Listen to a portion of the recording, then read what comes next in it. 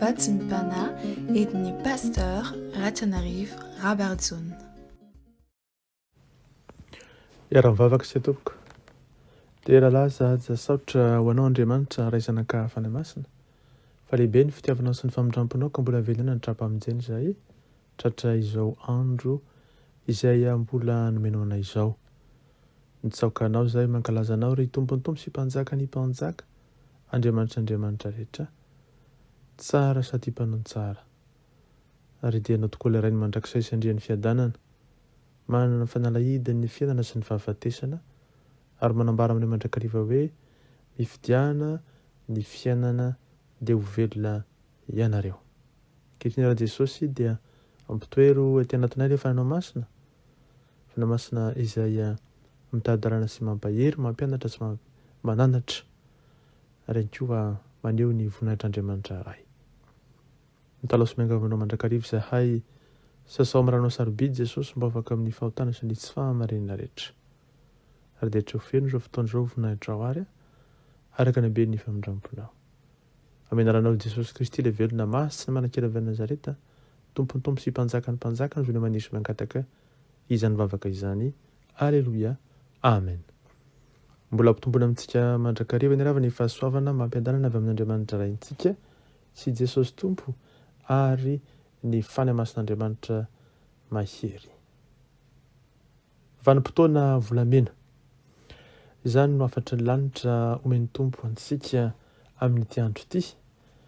Andraisantsika tokoa ny fanantenana velona, fa tsy ny zavatra hitan'ny maso ankehitriny sy izay mety mitranga eo anivon'izao tontolo izao ny Tompo miteny farany, fa Jesosy avy any Nazareta ilay andrian'ny fiadanana. Ho mantsy ny voarakitra ao amin'ny bokin'ny Ciel mpaminany, toko faharoa, manomboka amin'ny andininy 720 ary dia mitohy amin'ny toko fahatelo. Ciel toko faharoa, ny andininy 720 mitohy amin'ny toko fahatelo.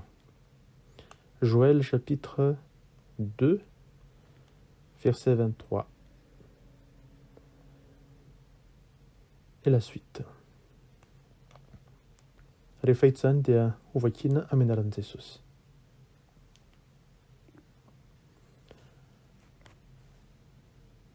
Ary ianareo ry zanak'iZiona, miravoravo sy mifalia amin'i Jehovah Andriamanitrareo, fa hanome anareo ny lohaorana onona izy, dia handatsaka ranonorana mivatravatra ao anareo. Eny, ny lohaorana sy ny farahorana aloha dia ho feno vary ny familona, ary iotra ny vata fanantazana ny divay sy ny diloilo. Ary honerako ho anareo ilay taona no an'ny valala, dia ny koraika sy ny sopanga ary ny kijeja izay miaramilako betsaka nalefako hamenanareo. Ary hihinana ianareo ka ho voky, dia dera anaran'i Jehovah Andriamanitrareo fa mahagaga ny fitondrana anareo, ary tsy ho menatra mandrakizay ny oloko, dia ho fantatrareo fa ao fovoan'ny Israely aho. Ary izaho ny Jehovah Andriamanitrareo fa tsy misy hafa, ary tsy ho menatra mandrakizay ny oloko. Ary rehefa afaka izany dia handatsaka ny fanahiko amin'ny nofo rehetra aho, dia aminany ny zanaka lahinareo sy ny zanaka vavinareo, ny lahintitrareo hanofy ary ny zatovinareo ahita fahitana. Ary na dia ny mpanompo lahy sy ny mpanompo vavy aza dia handatsahako ny fanahiko amin'izany andro izany. Raha nisy fahagagana any amin'ny lanitra sy ety amin'ny tany aho, dia rà sy afo ary setroka mitankosina.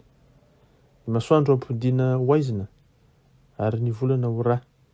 Alohan'ny hatongava ny andron'i Jehovah izay sady lehibe no mahatsiravina, ary nazovina ny antso anaran'i Jehovah dia efa mandositra, fa ao tendrombohitra Ziona sy any Jerosalema dia hisy sisa afaka, araka izay fa voalazan'i Jehovah ary izay antsoin'i Jehovah dia ho isan'izay afa-mandositra.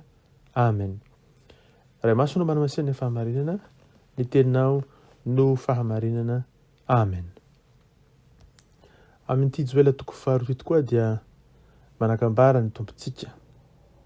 Fa mantsy Jesosy hoe eo am-piandohan'ny fisehon-javatra misy etỳ an-tany dia ny fanilo na ny fanazavana izay tonga ao amintsika dia ny hoe hidina ny lanitra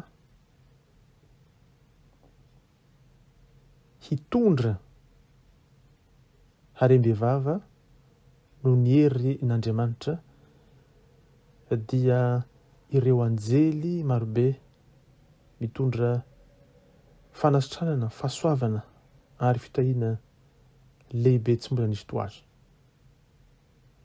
Satria hiditra antsehatra ny mpon'ny lanitra ety an-tany. Ao moa izany hoe hiditra antsehatra ny mpon'ny lanitra amin'ny zava-misy ety ambony tany.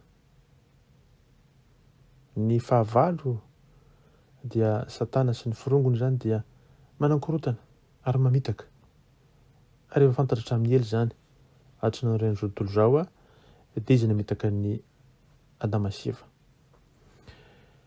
Ary ankehitriny ny zavatra misy eo amin'ny lampam-vonatran'Andriamanitra dia ny amin'ny resaka hoe fifoazana lehibe, ny orana aloha sy aoriana, famerenana amin'ny laony ny zava-drehetra, fotoana ny asa lehibe tokoa ary ny andro lehibe farany hietsehan'Andriamanitra dia ny fiverenan'ny vanim-potoana volamena. Jesosy dia nanambara hoe lazaiko aminareo marina dia marina tokoa izay mino ahy, ny asa ataoko nataony koa. Hanao zavatra lehibe lavitra noho izany izy satria izaho mankany amin'ny ray. Fa ny tany ny hoenika ny fahalalana ny voninahitry Jehovah tahaka ny fanamban'ny ranomasina, ny rano manarona azy, hoy Abakoka. Ary satria zavatra miseho avy amin'Andriamanitra zany dia tsy misy hery ny fahavalo na olona na fitondram-panjakana mahasakana ny fahatongavan'izany. Ho tonga izany. Ary misy anjely manompo, anjely manasitrana antapitrisany hatanteraka izany. Rehefa atao moa ny asan'Andriamanitra ny amin'ny fandroana demonisy, ny fanasitranana dia manambara mandrakariva ny mpirompon'Andriamanitra hoe asan'ny lanitra izao fa tsy asan'ny tany. Ary ihany koa raha ny tokony ho izy dia ny anjely mahatanteraka izany. Kanefa nindrana ireo mpanompon'Andriamanitra ireo ny tompo mba hatanteraka ny asany amintsika miteny izao any anivon'ireny asan'Andriamanitra ireny. Fa ho avy ny andro dia ny anjely arabaky teny no hidina amantapitrisany hanompo sy hanasitrana ny zanak'olombelona amin'ny alalan'ny mpanompon'Andriamanitra izay vonana iorany. Ireo anjely ireo dia voahofana handray anjara amin'ny famongorana ireo zavatra rehetra izay tsy araka ny sitrapon'Andriamanitra ety an-tany. Ary ireo anjely ireo dia voahofana ihany koa amin'ny fanatobiana ireo taovan'olombelona izay noman'Andriamanitra vaovao hanolony ny taova rehetra izay tsy araka ny sitrapon'Andriamanitra intsony, izay simba eo amin'ny vatan'olombelona misy ankehitriny.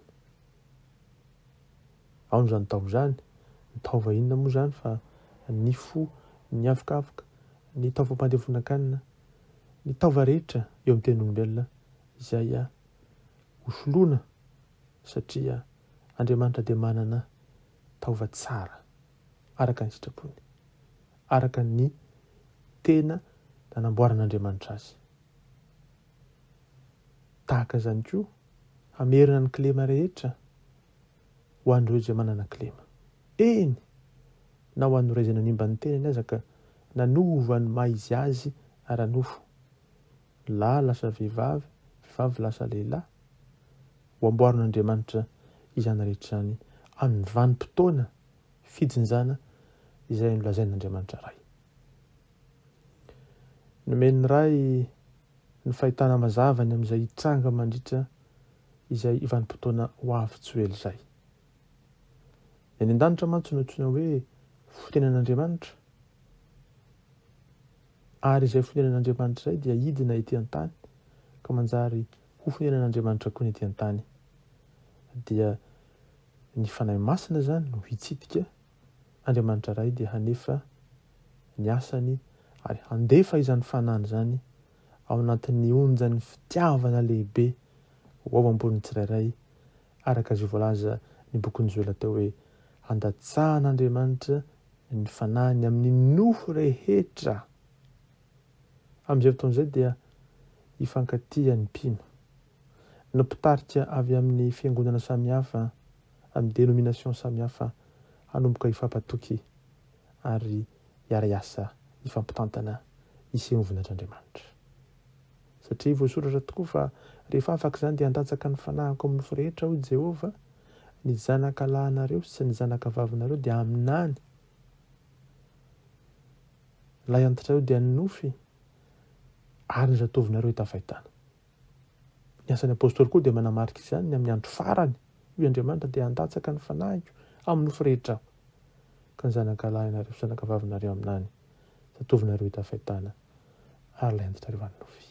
Kristianina maro no hanomboka hanatanteraka ny fahagana amin'ny anaran'i Jesosy avy any Nazareta ary raha manam-pinoana ianareo ka tsy mihanahana dia tsy izay natao tamin'ity avy ty hoy Jehovah, hoy Jesosy Kristy no ataonareo, fa raha io nareo amin'ity tendrombohitra teo hoe miongota mianjarana an-dranomasina dia ho tanteraka izany. Matio 1:20, ny 1:20. Matio 21:21. Noratadiana kely izay tenin'Andriamanitra izay. Rehefa mikarokasintsika aiza misy an'izay tenin'Andriamanitra izay 21 dia Matio 21:21 dia manambara amintsika fa raha manam-pinoana isika ka tsy mihanahana hiteny amin'ny tendrombohitra aza hoe miongota mianjera ny ranomasina dia ho tanteraka izany. Izay ilay finoan'ny zanak'Andriamanitra, izay ilay finoan'ny olona izay mahafantatra iza no Andriamanitra ny tompony, iza no Andriamanitra izay arahany. Ny Andriamanitra ao dia Andriamanitra velona, ny Andriamanitra ao dia Andriamanitra nahary lanitra sy ny tany sy izao rehetra izao. Ao amin'i Jesosy Kristy tonga olombelona izany Andriamanitra izany dia manamarika amintsika fa ao anatintsika izy no izany manana ny hery sy fahefana isika hanatanteraka mihoatra lavitra no izay vitan'i Jesosy aza tetỳ ambony tany. Andriamanitra dia mela ny anjeliny sy ny zavaboary ny tafy sy lanitra izany haneho porofo mivantana, aka sary, video izany, photo ny amin'ny zavatra rehetra izay iseho amin'izany fotoana izany ka ho hitan'ny olona marina tokoa. Hisokatra ny masony izao tontolo izao fa misy Andriamanitra ary tia ny olombelona rehetra Andriamanitra. Izay no fitinjana lehibe izay ho tanteran'Andriamanitra.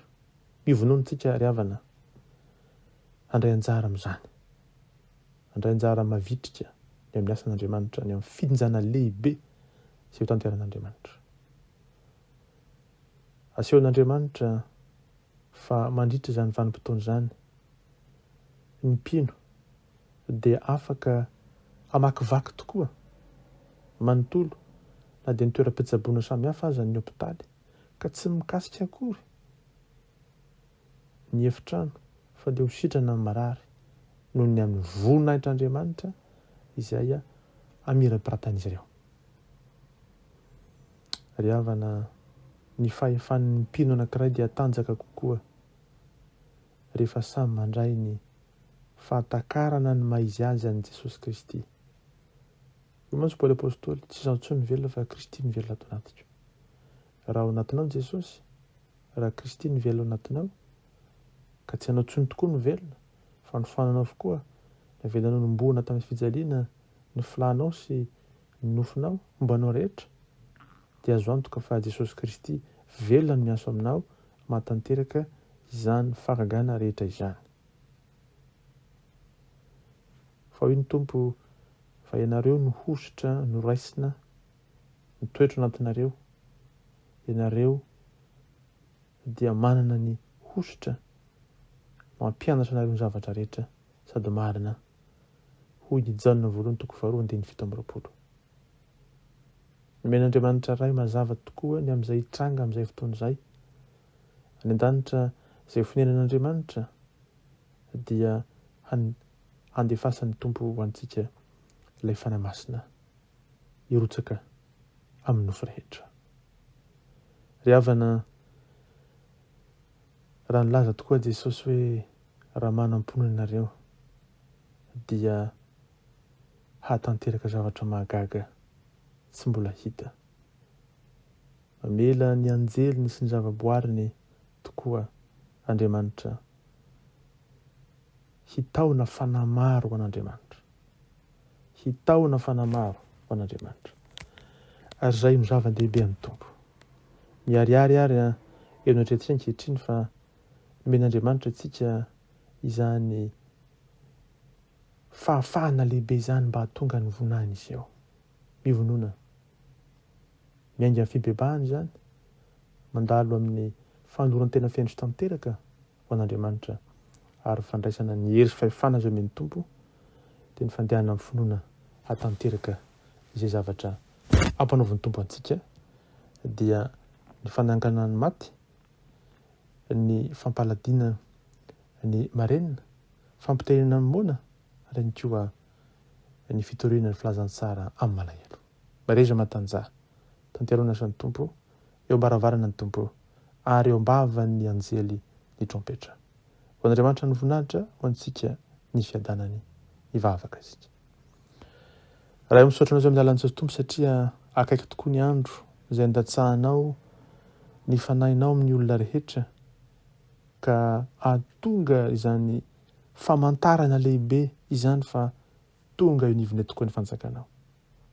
Eny Jesosy, avy ny andro ka tonga ankehitriny dia hilatsaka amin'ny nofo rehetra tokoa ny fanahinao masina ka ireo zanakay dia haminany. Ny lehibe sy ny zokiolona dia hanofy, ao koa ny zatovy izay tafahitana. Eny, ny rehetra dia handray ny fanahy masina. Avia fanahy masina miritsaha ty anatinay. Hanova ny fahatonay tonga vonofo hatanterahana ny sitrakao. Hatonga anay Jesosy ho feno hery hatanteraka ny sitrapon'Andriamanitra ray. Dia ny amin'ny jena izao rehetra izao hatonga azy ho amin'ny fifaliana mahatretsika ho voninahitran'Andriamanitra ray. Misaotra Jesosy, misaotra Tompo. Amin'ity andro ity dia feno ny fanahinao masina ny tsirairay avy. Handinika izany teninao izany, amerimberina izany faminaniana nataon'ny Joel mpaminany izany atry ny elabe. Hatanteraka izany eo amin'ny fiainanay dia ny anio sy mandra-piseho n'izany voninahitra lehibe izany indrindra ny fiakaranay ho any aminao mandrakizay Jesosy. Misaotra Tompo. Anao nderina janao ny voninahitra ary tompony Tompo sy mpanjaka ny mpanjaka. Fa aminay kosa ny fahasoavana Jesosy Kristy, ny fitiavanao Andriamanitra ray, ny hery sy ny fampiraisana avy aminao fanahy masina. Misaotra Jesosy eo. Alleluia. Amen.